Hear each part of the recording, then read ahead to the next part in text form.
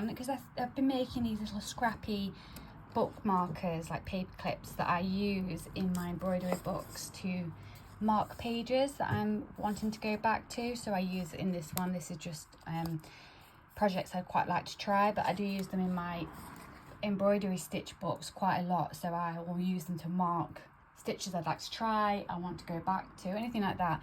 And I find, one, it looks prettier on my shelf, and two, it's really easy to come by, and three, it's reusable. It's not using hundreds of sticky notes, we're not using paper, and it's something, you know, you can use your scraps up for, that kind of thing. So for this project, you'll just need a straight edge. So for this, I'm just going to use a quilting ruler, some scrap fabrics. These two I got from a scrap pack that I bought at the Three Little Daisies shop, not far from me.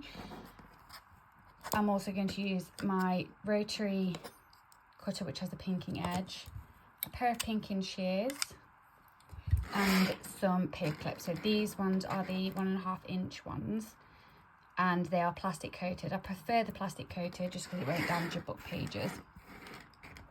So the first thing I'm going to do, on this one I've already done it, but I've created an edge with the pinking shears so that I haven't got to try and do it on a very small edge. Then I'm going to eyeball it. I'd probably say that's about 1 centimetre, and I'm going to cut. Oh, is it going to cut? I'm going to cut that strip off. And I'm going to repeat that. I've done about 5 of each pattern for mine, just because I like 3s and 5s. That is the florist in me. I'm sure any other florists will know. I must say, I don't really recommend this pinking rotary blade. However, it does make my life slightly easier.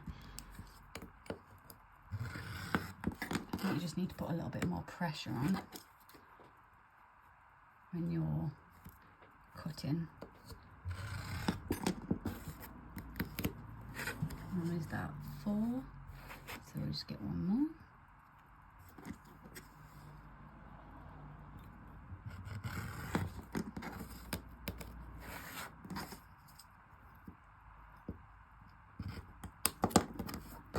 And then we'll just quickly do the other one.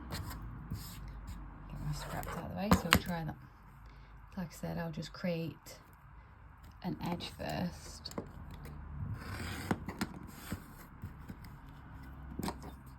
It's always that bit, isn't it? Okay. And again, we're just eyeballing, like I said, about 1 centimetre. Doesn't have to be perfect, because that's the whole point of it being a bit of a scrappy project. I would say these are probably 5-inch squares of fabric, and you have more than enough with that. But again, you can make them as long or as short as you prefer. The only thing I will suggest, that the shorter the fabric, the fiddlier the next part becomes. How many is there? 3, so 2 more.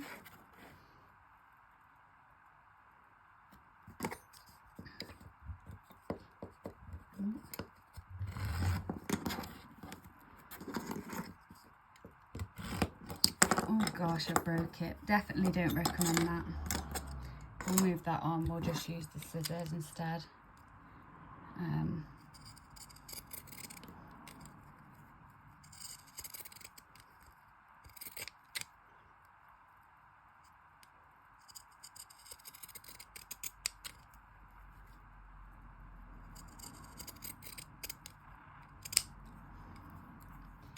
then we'll just quickly.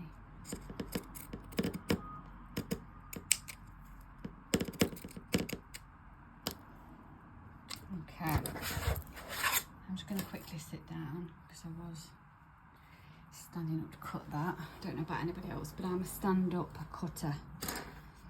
So, to make your little paper clip, you're going to fold it in half, just like so, pop it through Always making sure that this little loop and that them double loops are at the bottom. Open up your little loop and pop that through, and ta-da, pull tight, and then I just trim the top edges. So the pinking shears will help with the fraying of your scrap fabric, so we'll do some more. So again, you're just going to pop that through, pop it through the loop again, and pull tight and trim your tails.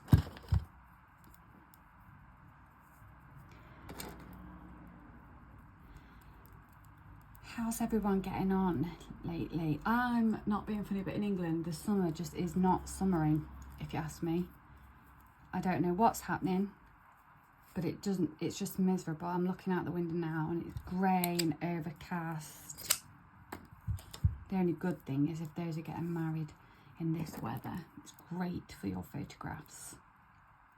Your wedding photographs always come out wonderful if it's overcast weather. Fun fact for any of you that are planning a wedding, try and do it in a month that's not super duper sunny, like August.